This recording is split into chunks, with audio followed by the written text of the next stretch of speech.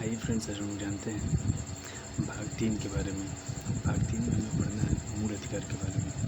देखिए, मूल अधिकार जो है अनुच्छेद 12 से लेकर के 35 तक आता है। मूल अधिकार को अंग्रेजी में फंडामेंटल राइट कहते हैं।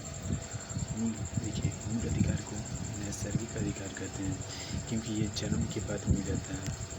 नैसर्गिक अधिकार कहने का मतलब है कि यह किसी भी व्यक्ति को जन्म से ही अधिकार मिल जाता है। मूल अधिकार को सरकार या राज्य को रक्षा करना उसका कर्तव्य है, क्योंकि मूल अधिकार का हनन कोई भी नहीं कर सकता। उसकी रक्षा के लिए कोर्ट हमेशा हमारी सुरक्षा करते हैं। देखिए, मूल अधिकार को मैग्ना कार्टा कहते हैं। इसे यूएसए के संविधान से लिया गया है। माने कि कहने का मतलब है कि मूल अधिकार को क्या कहते हैं, तो मैग्ना कार्टा कहते हैं। इसे यूएसए के संविधान से लिया गया है। मूल अधिकार को कहाँ से लिया गया, तो यूएसए के संविधान से लिया गया। इस तरह अनुच्छेद 12 में है कि मूल अधिकार की परिभाषा। अनुच्छेद 12 में है मूल अधिकार की परिभाषा। इस अनुच्छेद 13 में यदि हमारे मूल अधिकार को किसी दूसरे मूल अधिकार प्रभावित करें तो हमारे मूल अधिकार पर रोक लगाया जा सकता है। कहने का मतलब है कि यदि हमारे मूल अधिकार को किसी दूसरे मूल अधिकार प्रभावित करें तो हमारे मूल अधिकार पर रोक लगाया जाए। कहने का मतलब कि उसको कम किया सकता है। यदि हमारे मूल अधिकार को माने कि हनन कोई करता है तो दूसरे मूल अधिकार को क्या करना है, माने कि अधिकार का उसका हनन नहीं करना है। यदि कोई हनन माने दूसरे का मूल अधिकार को माने हम प्रभावित करते हैं तो हमारे मूल अधिकार को क्या कर सकता है, तो कम किया जा सकता है। कहने का मतलब है कि यदि हमें घूमने की स्वतंत्रता है तो इसका मतलब नहीं है कि हम किसी के भी घर में चल जाएंगे घूमने के लिए, ठीक है। कहने का मतलब वही है, मैंने कि उसको कम किया सकता है।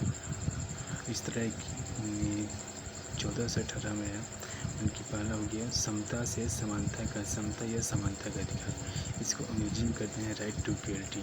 और समता या समानता के अधिकार को क्या कहते हैं, तो राइट टू इक्वलिटी कहते हैं। यह अनुच्छेद 14 से लेकर के 18 तक है, ठीक। इस तरह है कि अनुच्छेद 14 में है कि विधि के समक्ष समानता, विधि के समक्ष समानता अर्थात कानून के सामने सब समान है। कहने का मतलब विधि के समक्ष सब क्या है, समान है। मतलब कानून के सामने क्या है, सभी लोग समान है।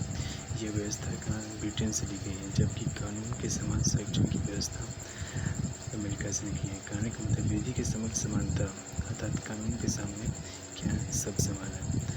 यह व्यवस्था कहाँ से ली गई है, ब्रिटेन से ली गई है, जबकि कानून के समान संरक्षण की व्यवस्था कहाँ से ली गई है, तो अमेरिका से ली गई है। इसी में 2 पॉइंट है, यानी कि विधि के समक्ष समानता और कानून के समान संरक्षण। विधि के समक्ष समानता कहाँ से ली गया, तो ब्रिटेन से ली गई है। और कानून के समक्ष समानता कानून के समान संरक्षण की व्यवस्था कहाँ से ली गई है, तो अमेरिका से ली गई है, ठीक। इस तरह हमने 14 के बारे में पढ़ा। इस तरह अनुच्छेद 15 है कि जाति, धर्म, लिंग, जन्म स्थान के आधार पर सार्वजनिक स्थान या सरकारी स्थान पर भेदभाव नहीं किया जाएगा।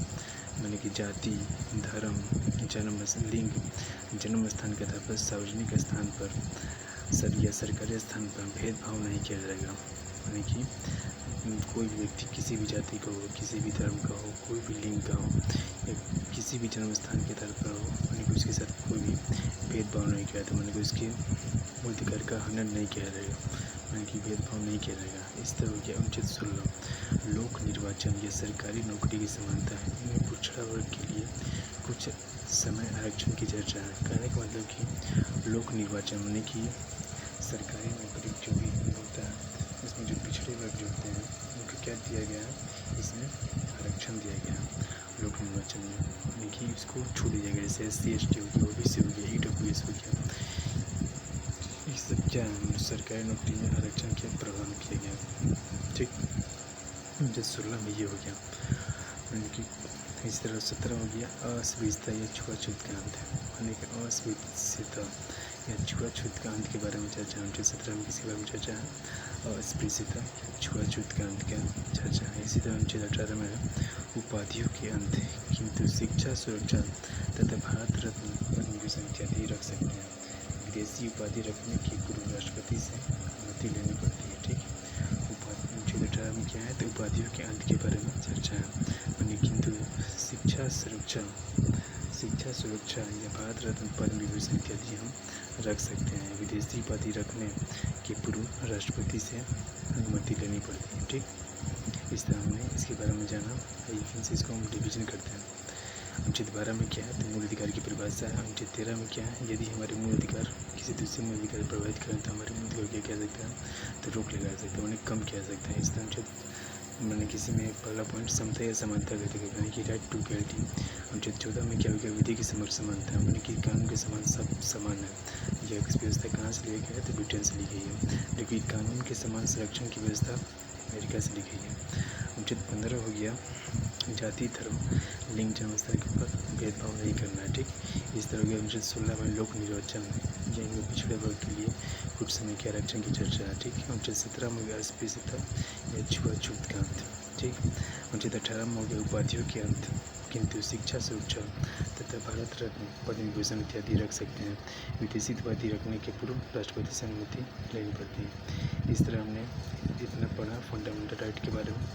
इसके आगे हम लोग नेक्स्ट वीडियो में जानेंगे।